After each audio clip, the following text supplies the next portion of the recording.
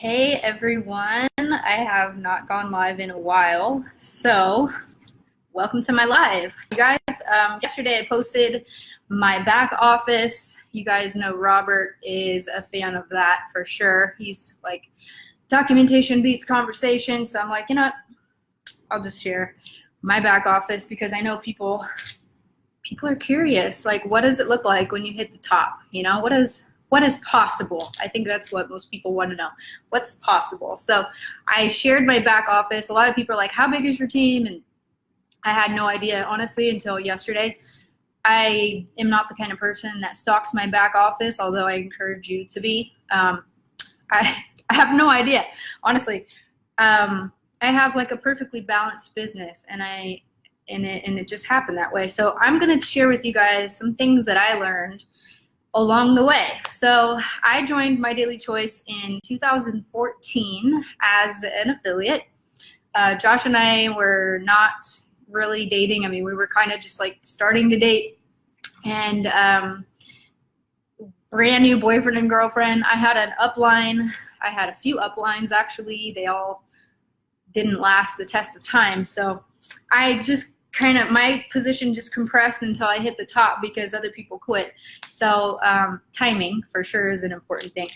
So I have 10 things that I quickly just wrote down, and I want to share with you guys to give you some hope and inspiration. But before I get started, I'm going to just let you guys know the earnings disclaimer. There's no guarantees regarding the income from the My Daily Choice Hempworx opportunity. The success or failure of each affiliate, like in any other business, depends on each affiliate's skill set and personal effort.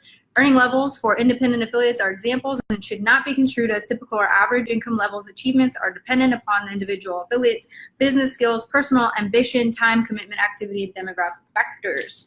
Okay, so I'm not here to guarantee anything because I worked my ass off, and I can't promise that you're going to work your ass off, but I am showing you what is possible. So I've been averaging between 250,000 to 450,000 on like when I got my big bonuses a month, and that's as a super affiliate with My Daily Choice. Now we do have an earning disclosure sheet that you can see the average incomes per rank.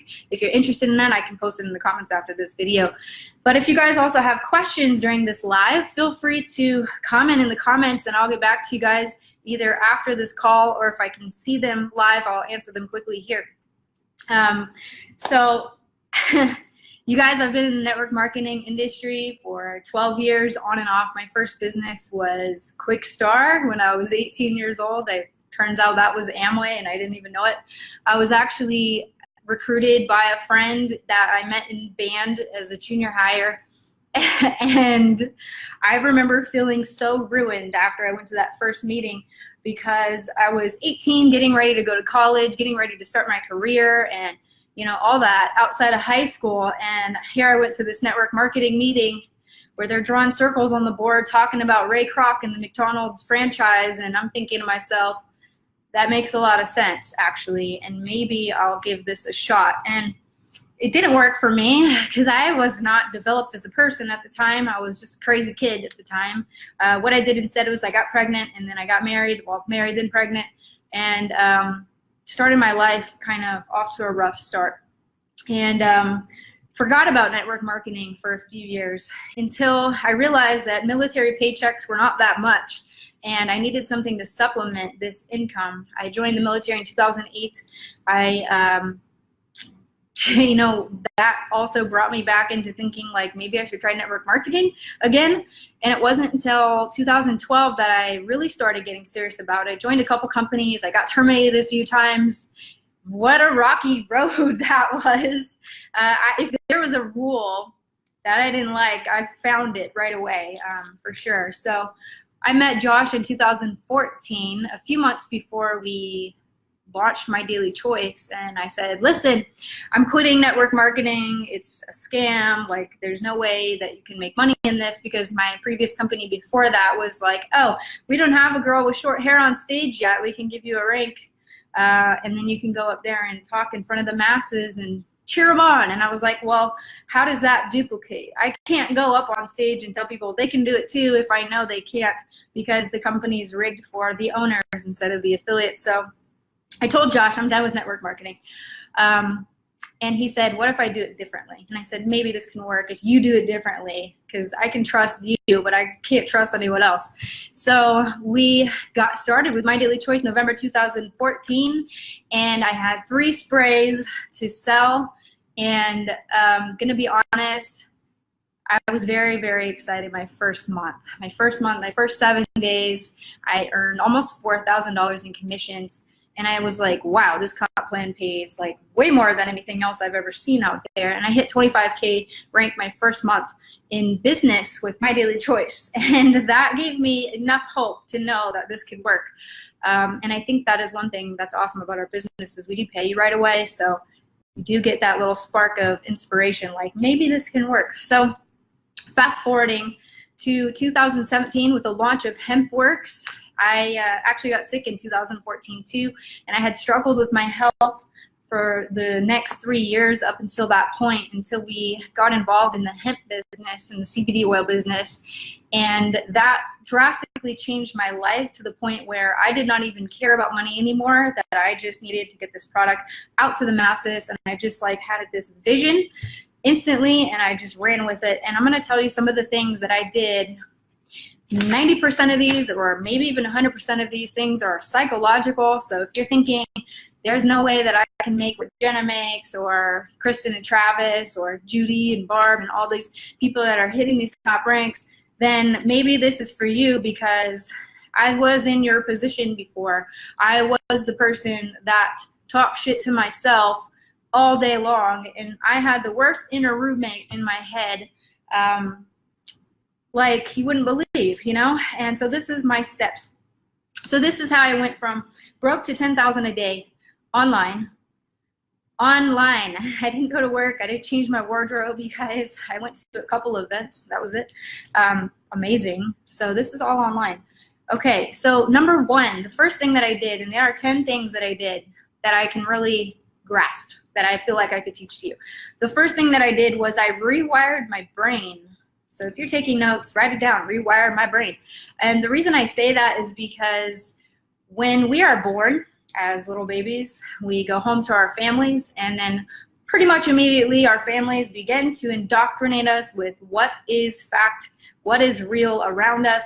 For instance, they tell you right away when you're little, they go, this is a water bottle. And then you learn to just label things. This is a cell phone, this is a card, like a, you know, this is a lighter.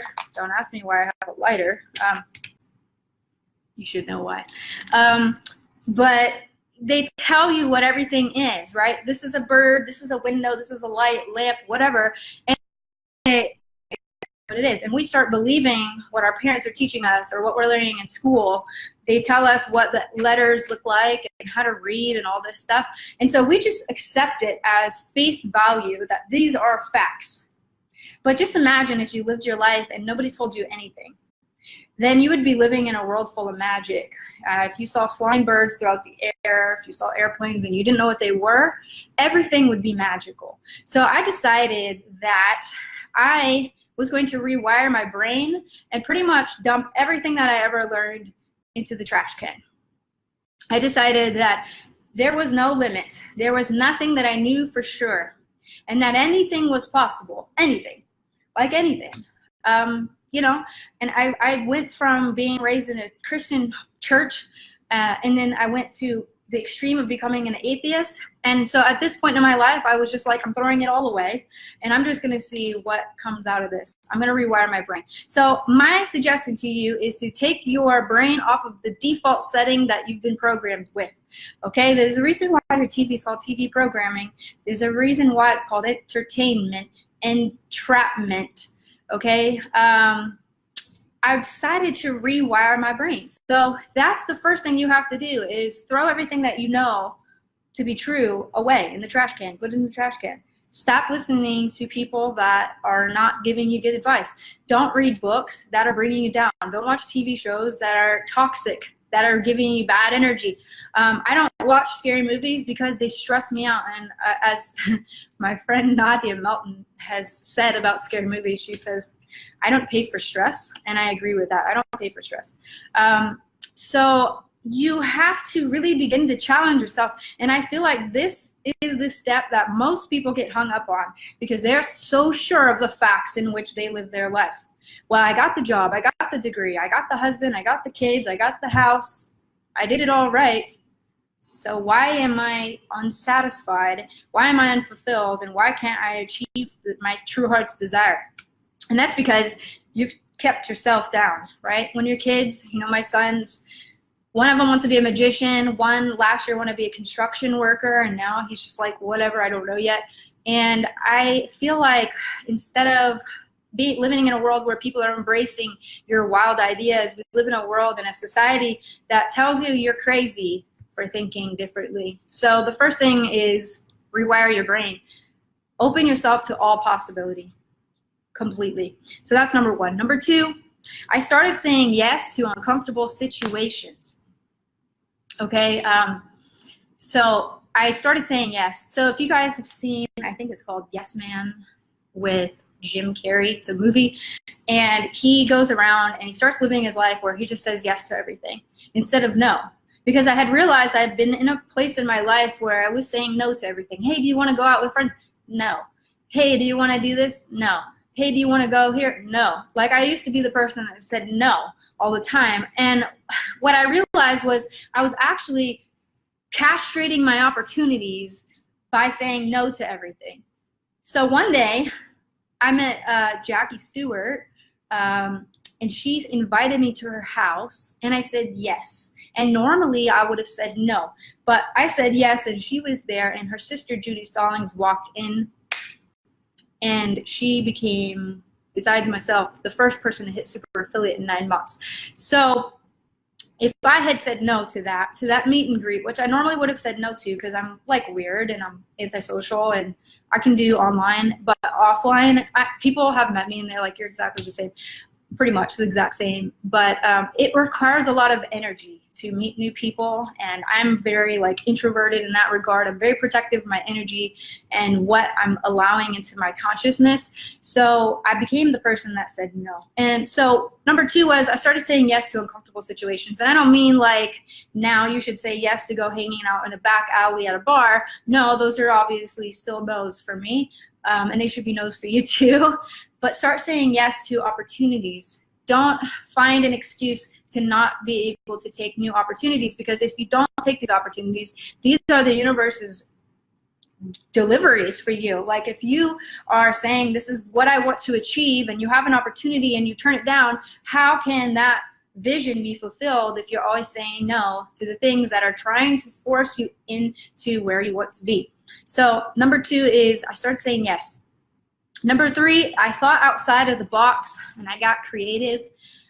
It's super easy to get creative in this business. Honestly, I have some people that are new that are like, I just can't get anyone to bite. I can't get anyone to sign up on my team. And I'm thinking, how is that even possible? Do you know the power of these products? Have you not experienced them yourself? Because, you know, for me, I became more of a product-based preacher than an opportunity-based preacher. And I started getting really creative with how I could help other people. I got really creative with who needed what I had to offer. So it was more than just building a list. It was literally racking my brain in and out and finding a way, finding a solution to everybody's everyday problems. I became the ultimate problem solver. Oh, you've got this going on in your life? Well, I have CBD for that. You know, you've got this going on? Okay, I have something for that. And I started racking my brain thinking of everybody's problems. I started with my family first. I wrote a list down. I was like, my mom's got this, my dad's got this, my brothers and sisters have this going on. And I'm like, everybody needs this stuff.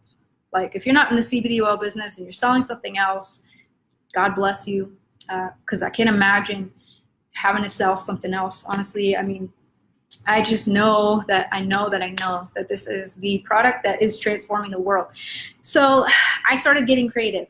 And I do think that sometimes we get into a rut where we believe like, I got to follow all the trainings, I got to go to all the seminars, I got to go to all these events and do all this stuff and take as many notes as I can, but we fail to open up our creative brain that is the instrument we need to use to get inspired to take things to the next level. Don't be afraid to do things a little differently that fit for your life, that fit for your business. And you don't always have to take orders with duplication, okay? Duplication can work in many different ways, but get creative with how you can spin it so that it works for your life. You know, I've got lots of friends that are in the horse industry and they're, you know, equestrians and that kind of thing. And I'm like, tailor the business to you. Tailor it to your interest groups, because there's other people in those interest groups that you can connect with and have a bond with immediately, so that that transition into the business conversation is natural versus trying to just shoot out there looking for everybody. So get creative. Think outside the box. Don't be afraid and don't criticize yourself with your wild ideas, because Hempworx was a crazy idea for me and it worked. So don't be afraid to challenge yourself to think differently. Number 4 was my bad days weren't final. So we've had bad days. I can tell you, if you've been in our business since 2014, you've seen the bad days. You've seen what our shipping was before we got our own facility and our own warehouse and fulfillment. Okay, we've had bad days. And I've decided that my bad days were not going to be final. They were just going to be bad days. And I was going to just leave it at that. I didn't quit because I knew that if I quit, I was going to let the world down. That's really how I felt. I felt like I'm not just quitting on myself, I'm quitting on all the potential people that I could help in the world. And I think once you take that focus off of yourself, it makes it a lot easier to stay, because you realize that you're on a rescue mission to go rescue a lot of people. And if you are not in that position and that mindset of being able to help people, then you are going to have a hard time. You are going to quit probably, because it's just self-centered kind of agenda where you're trying to get rich. And that doesn't work. And that actually is another step. So I'm not going to go too far into that. But don't let your bad days be final. That's my biggest advice for step 4. Number 5 is I started spending money. This is crazy, right? Like, people think, okay, you're making this money every month. Sure, your savings account must be stacked, right? But back then it wasn't. And I remember my first like semi-big paycheck was $1,500 after months of my volume dropping and my paycheck dropping. And I remember I got $1,500 and it was just starting to build up again. This is right after Hempworx launched. And I spent the whole thing. I spent the entire check on a Louis Vuitton bag and completely just was out of my comfort zone. I was not the kind of person that would just go shop like that. I was the sensible kind of person, like I could put it towards this, whatever. But at that time, I wanted to feel like what it felt like to be a wealthy person. And so I shifted my mindset that I'm going to, instead of hoarding all this money that's now starting to roll in, I'm going to give some of it away. I started tipping people way more than I ever did before. I started buying gifts for people that I never did before. And even today, my niece turned 16 years old. I'm going to buy her a car. Because why? Why not? I can do it. So I'm not like a money hoarder. You know, I decided to be free with my money. And I do believe that is because money is energy, because everything is energy. And energy cannot be created or destroyed, but it can be transferred. And that is a quote by Albert Einstein, so I do believe that to be true.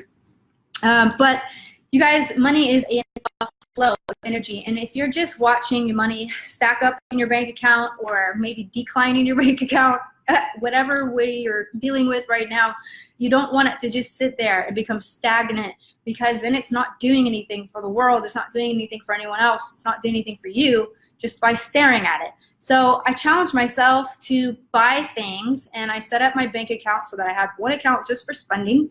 I had one that was for saving or taxes, and I had one that was just for operational expenses. So Josh actually taught me this, and if you guys want to see his success, you can go ask him. So his is like a lot more than mine, so I trust that his advice is good advice. So he actually told me this when I was broke, and he said, you need to set up 3 bank accounts: spending, savings, or taxes, and then also operating. And I was like, what am I going to put in these bank accounts? $5 each? Like, I can't even open the bank account.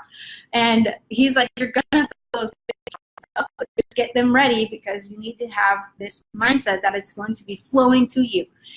And you guys, okay, so my internet's bad, so I am now in my personal hotspot on my phone, so let's hopefully that works.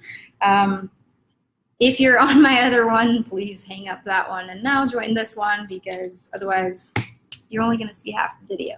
So I was on step number 5. I was talking about spending money and how I realized that money was a flow. And you guys, when Josh and I were first dating, we were so anti-committal that we lived in the same apartment building in separate apartments, and we'd go get our mail together, and I would open my mailbox and I would get bills in the mail, and then he would open his and he would get checks in the mail, and he's like, money's energy. And I'm like, that is so gross that you can just create money like that. And he's like, it's just energy, it's just a mindset, it's just the way you think about it. And I realized, like, man, that's true, because I used to be very scared about money. And being scared about money, like scared to swipe your card, or scared if you're going to have enough money at the end of the month, that's fear, right? And fear is not real. Fear is just an illusion. It's just something that's in your head. And if you can just get rid of that, then you can focus on the lesson at hand, which is to be free with your money and just expect and trust in karma. Because I know, like, I'm going to help my friend pay for her wedding. I'm going to buy my niece a car. I paid my sister's debt off. My family is like hooked up, because I know that it's energy. Money is just energy, and whatever you put out there is going to come back to you. Always. It always comes back to you. If you're putting like saving, hoarding, fearful money out there into the universe, that's what's going to happen. Lack. You're going to get more lack. So when you become less stingy and greedy with your money, you actually attract way more of it. So that was a big lesson that I had to learn and really rewire my brain on. So that was number 5. Number 6 is I stopped listening to broke people. And that means myself. I was a broke person. I stopped listening to myself. You guys, stop listening to that little roommate that was like, you can't afford that. Like, what are you talking about? You grew up on a dirt road, Jen. You can't have these nice things. Don't listen to broke people. So if you are like most people and you're surrounded by people that are just average income, you're going to be tempted to take their advice, because even if they're just a little bit ahead of you, and maybe they have, you know, more of their house paid off than you do, or whatever, maybe they have a little bit of a nicer car than you do, you're going to be tempted, like, I'm going to follow them. But my challenge for you is to only listen to people that are exactly where you want to be. And this goes back to what Robert says all the time: find a mentor that has documentation. I can prove my documentation. I can show you the times where I had massive paychecks, and I can also show you the same time that I've had zeros in my back office. I mean, I have 13, 14 pages full of earnings because I've been here since 2014. And I had a guy that was like, I want to join you, but like, you know, you're Jenna, so I know you're the wife of Josh, so that's obviously why you're successful. So, and I said, get on your Skype right now, and I'm going to walk you through every single page in my back office, and then you can determine if I achieve this myself or not. And so I realized that like you just can't take anyone's advice. That's not where you're at. You have to have the documentation. You have to have the proof. You have to listen to people that have already done what you've done, because they already know the roadmap. And I'm not tooting my own horn here, although I have achieved something dramatic and drastic here and substantial in my life, but I've followed the leader, you know, and that's what network marketing is. I followed Josh. Before I had my own story to tell, I knew Josh's story like the back of my hand. I had to edify him and not talk about myself at all. Every single phone call I got on in the beginning of our business was all about Josh. I was like, you know, he hit his first million by 21 years old. He built a team of 56,000 people around the world. He was the top income earner for several years in a row. They had to create new ranks for him. As an affiliate, I told his story because I didn't have one yet, and I wasn't afraid of that. I decided to just follow people that did what I wanted to do, and I happened to live with them. So that's like even more convenient. But my point is to pick out your mentors and choose them wisely. Now, a lot of times in my life, I didn't have mentorship. I didn't even have parents at some point during my life. So I read a lot of books. I read about one book a week. I'm like an avid book reader, and there was a time in my life where I just didn't. After college and high school, I was just like, what do I need to read for? Like I have TV and radio. But read books and study what other people are doing that are getting the results that you want. Because if it's been done before, that means it can be done again. It means it is possible. Number 7, this is random, but totally a part of my life. Number 7 was I took a holistic approach to overall wellness. And I mean financial wellness, physical wellness, mental wellness, spiritual wellness. Okay, all of that together had to come full circle for me. For sure, because like I couldn't just have a piece of my life struggling and have another piece of it like super excelling. I don't think it works that way. For me, I had to get serious about my health. I had to get serious about my meditation and yoga and like getting in alignment with my true desires and listening to my spirit versus my ego. And you want to know the difference between those two? Your ego is what is the doubting voice in your head, and your spirit is the one that knows that it's just the presence within you, that the observer behind the mask. Okay, you're the observer. You're not the person that you think you are. So I had to take this holistic approach to wellness. And I realized that as I went on a journey, more and more people wanted to follow me because they saw that I was changing my life. They saw where I started from, and they saw where I was going in the middle of it. And there's some people that have waited till now. They waited till I hit this level before they've taken me seriously. So it doesn't matter. But if you're going on a journey, let's say you've got a few pounds to lose. I'm not judging, but let's just say that's an easy journey for you to go on that you can document and put on the internet and put on Facebook and say, listen, I'm Operation Getting Myself Healthy so that my brain, my mind, my body, and everything can be holistically well. If you go on these journeys, it inspires so many people because you are taking the steps where they are afraid to take. That's an easy way to build your Facebook following. That's an easy way to get people to become engaged with your story. So for me, I had to go on my own journey, and it was mostly a spiritual journey for me. I didn't have much weight to lose, so I didn't have that opportunity. I think that would have been easier because I could have just showed you before and after pictures. But you have to see my videos, I guess, from back then till now.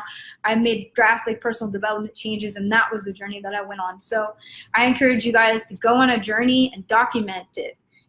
Change something in your life and put the pieces in your entire life together, not just a part of it. Don't say I'm going to be rich and then I'm going to worry about eating right or whatever. Like, do it all together. Make it a collective, holistic thing, because that's going to take you to higher results much faster, because you're going to have the respect and the inspiration of people that are following you.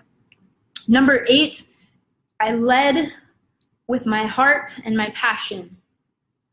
Instead of my skills and all my background that I learned, I learned how to do call center stuff. I worked in a call center. I could smash any sales call probably. Like I had skills, but I didn't have heart. And I think that was the biggest thing that was missing from my organization up until I started with Hempworx, because my passion was so great for these products because of what changed in my life that I led with that. I led with my heart first. And I realized that it wasn't all about me, and it wasn't just about my results.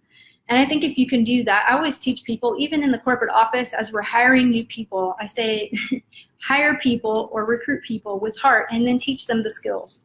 Don't go for the people that have all the skills with no heart. Like, I don't care how much money somebody's making in the industry. I don't care if they're a 7 or 8 figure earner. I'm not going to talk to them. I'm not going to hang out with them at events. I'm not going to approach them if I think they're assholes. I'm just not.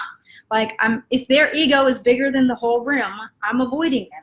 Like, I have no interest in dealing with people that are too good for everybody else. That is one of the biggest turnoffs I found in network marketing, that I decided I would lead the example and change that, because I hated that. I hated that people had to feel like the people on top were celebrities and then everybody else was just like these little peasants. Like, I hated that so much. So I decided I was going to lead with my heart, and I was going to be casual, and I was going to keep it real, because That's what I felt the industry needed. I felt like the shift had to happen from within first before that we could change the rest of the world. So I encourage you to lead with your heart and not your skills and not your rank and not your accolades and not whatever car you drive and whatever house you live in. No one gives a crap about any of that. Yeah, it's great. Yeah, it's great I make $10,000 a day online. Good for me. But how I did it was by leading with my heart, by becoming a heart-focused person. I had to let my guard down. You know, I used to be so tough.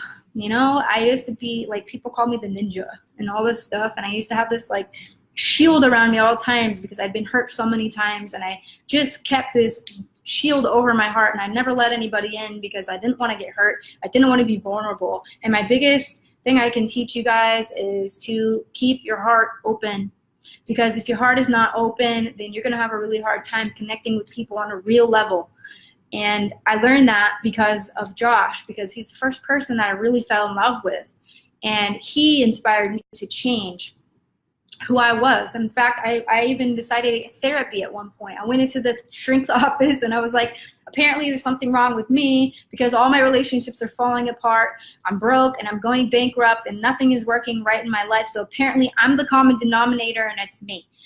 So what's wrong with me and how can I fix it? Because I'm tired of hurting other people in my life because I'm not allowing them to enter into my space. And I had to really do a lot of self-reflection on that. And I had to really put in the work. And this is the hardest work I think anybody can do in their lifetime, is to conquer their lifetime of past trauma, their ancestral trauma that's been handed down from parent to parent or parent to child and then so on.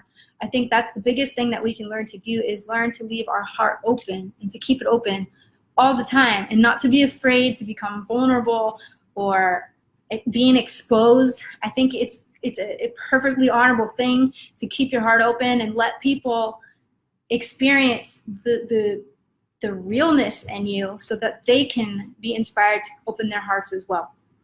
Lead with your passion, lead with your heart. That is probably the most important thing that I've said, and out of all of this, that I feel is extremely lacking in our world and in our industry. So if we could just get a couple of you guys to get on board with that, I think it would do a lot of good.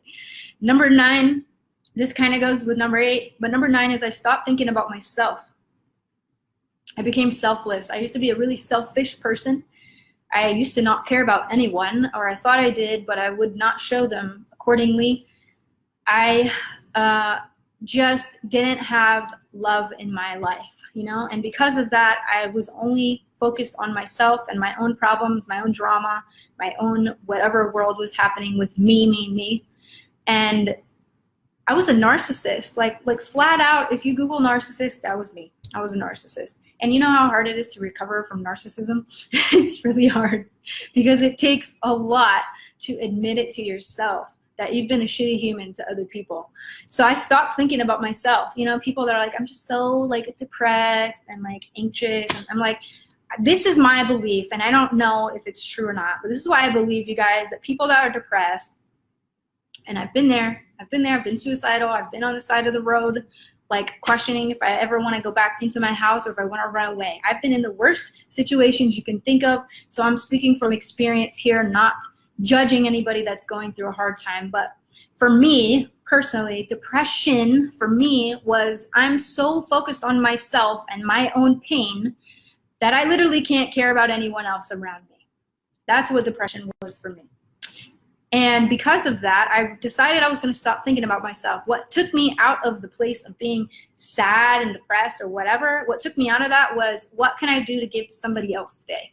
How can I make somebody else's day better? I started doing nicer things for my husband, my kids. I started putting love into other people. And when I took the focus off of myself and what was me and my problems, everything began to shift and everything began to return to me. That love I was putting out there came back tenfold. And again, you guys, the wheel of karma is completely true. At least it has been for me. So if you're experiencing lack of results, ask yourself, what are you putting out there? You have to become the person you wish to attract. You have to become the person you wish to attract. If you're acting crazy on social media, if you're doing stupid things in your life, that's what you're going to attract back. You have to become the person you wish to attract. There's no other better way to say it than you have to lead yourself on your own journey before you can lead anybody else. Because nobody's going to be inspired by somebody that's just pretending. We can see right through it. I mean, we see fake leaders all the time doing all this crazy stuff online, and it's like, great, what have you done for somebody else? So number 9 is don't think about yourself so much. Think about how you can help somebody else, and then be patient, because that's going to be returned to you. It always happens every time, and it might take a while. You may have to give a lot, because you may have a lot of bad karma you have to clear from what you've taken from life. You may have to invest for a long time giving in before you can take out, but you have to make deposits into other people's lives before you can take withdrawals. And lastly, number 10, this one is probably going to be one that blows your mind the most, which is why it's number 10. I realized what was illusionary in my life and what was real. I realized what was fake and what was real. What was fake was fear, doubt, excuses, depression. That was fake for me.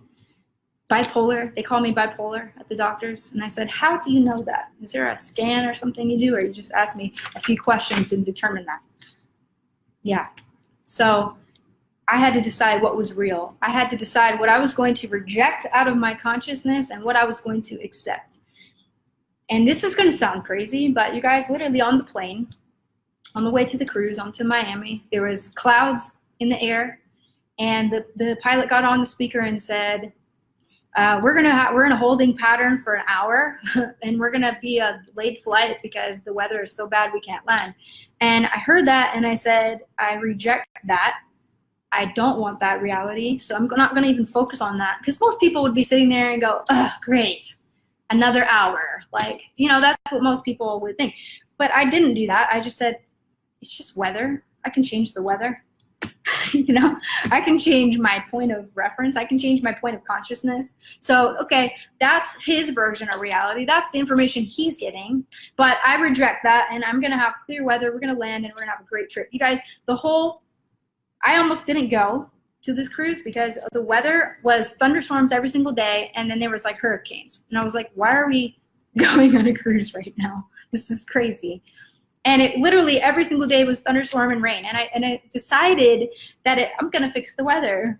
You know, and it was funny. I was telling our team this on the cruise, and they're like, we did the same thing. I'm like, you guys, we brought the weather.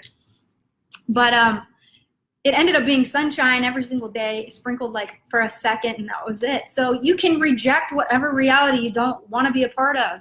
If you don't like something in your life, don't accept it as real, because the moment you accept that as real, that's it.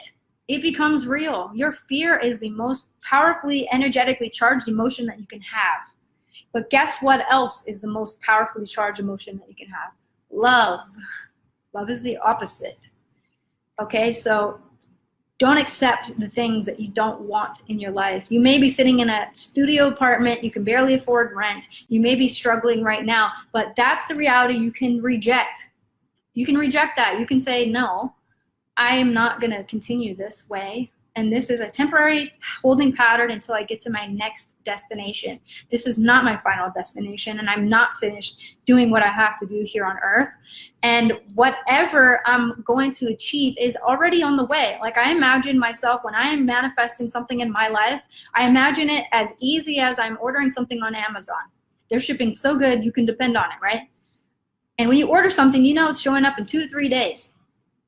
And you don't have to worry about it. You don't have to like crazily check the tracking. Like, you know, it's going to show up in 2 or 3 days, stress-free. So I imagine the things in my life, I imagine it just like I am placing an order on Amazon and it's just on the way.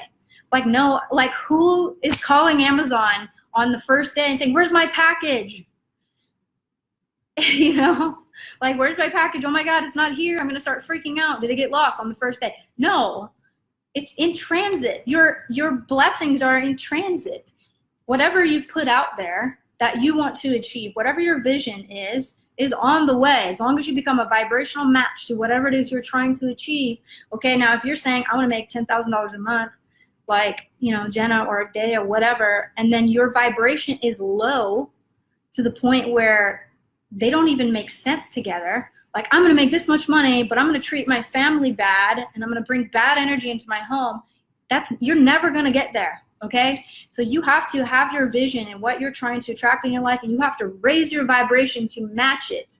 And when you match it, it's as simple as ordering something on Amazon, and you can manifest something instantly.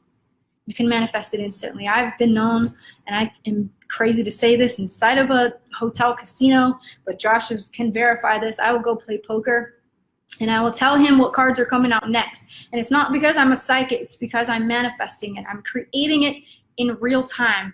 And you can get so good at creating, it becomes extremely fun. So number 10 was realize what is real in your life, or what you want to be real in your life, and realize what is fake. Because a lot of this is going to be completely opposite. Magic is real, and your words are magic. And when people come to me and they go, I have all these health issues, I have all this financial trouble, like, I go, whoa, why are you saying any of that? Those are your words are your magic spells. Imagine that. Imagine that your vocabulary, your language, and everything that you're feeling and vibrating on a daily basis, whatever is coming out, is what you are creating. You're creating based on what you're saying. So if you're saying all of your problems, guess what? You're on a repeat cycle of your problems. It's really that simple. Start speaking your magic spells of the words that you want to create. I am making $10,000 a day. I'm making $10,000 a minute, a month, a year. I don't know, whatever your goals are, but start speaking life into your magic spells, into your words, into your vocabulary, into your every single day. And be very, very paranoid about saying anything you don't want to create, because you're creating it whether you like it or not. The universe has no biases. It doesn't care if you want to see greatness or problems in your life. It doesn't care. It's unbiased. We live in a world and a planet of duality. There's good and evil, right? And you can create in any way you want, depending on what you are speaking and believing and feeling. More importantly, your emotions are your sensors. It tells you if you're on the right path. If you're feeling really horrible and you're just negative and all this, then you know you need to change your thoughts, because your thoughts will change your feelings, and your feelings will change your entire reality. So those are the steps, you guys. And if you missed them, 1 is I rewired my brain. I took it off default setting. 2, I started saying yes to uncomfortable situations. 3, I thought outside the box. I got creative. Number 4, my bad days weren't final. I didn't quit. Even though it was like horrible. I kept my mind on my vision and realized I was just waiting for my package to arrive. That's it. I was in transit. That was it. So my bad days were not final. Number 5, I started spending money more than saving. I started spending it because I realized money is energy, and it was an exchange. It was karma. It was what I put out comes back. Number 6, I stopped listening to broke people. I started following people that had what I wanted. I started taking their advice, whether I agreed with it or not. I was coachable. I was trainable. I decided I don't know anything, and I'm going to learn from scratch. Number 7, I took a holistic approach to wellness in all areas of my life. Number 8, I led with my heart and my passion. Number 9, I stopped thinking about myself. I started thinking about other people. And number 10, I realized what was illusionary and what was real in my life. And I began to create consciously because of that. Thank you guys for hopping on. I have a business meeting in 15 minutes, so I do have to go. But thank you guys so much. Please share this video if you think somebody else can benefit from that. Share the other one too. I wish I could combine the two together, but I can't. Fortunately, I had internet issues, but thank you guys. I am grateful for each and every one of you guys. And just know that you have the ability to succeed. You have the same ability that I had back then. So don't give up on yourself, and dive into retraining the way your thoughts are, because literally that's 99% of success is all right here. I'll see you guys on my next video. Bye-bye.